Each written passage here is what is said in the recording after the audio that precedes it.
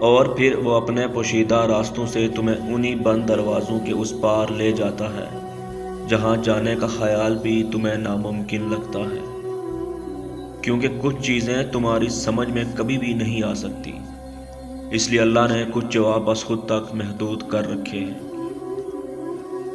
اللہ تمہاری دعاؤں کے جواب ان ذریعوں سے دیتا ہے جو تمہارے لیے بہتر ہوتے ہیں، ان ذریعوں سے نہیں جنہیں تم بہتر سمجھتے ہو۔ جو دروازے تمہیں بند نظر آ رہے ہیں ان تک پہنچنا ناممکن نہیں ہے، بس ان تک پہنچنے کا راستہ تمہارے سوچے ہوئے راستے سے الگ ہے۔ وہ کبھی کبھار تمہارے ارادوں کو اس لیے ناکام کر دیتا ہے تاکہ وہ تمہیں تم سے بچا سکے،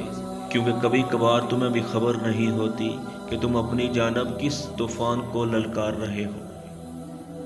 وہ ابھی اگر نہیں دے رہا تو ہو سکتا ہے وہ تمہیں اپنے اور قریب لانا چاہتا ہو،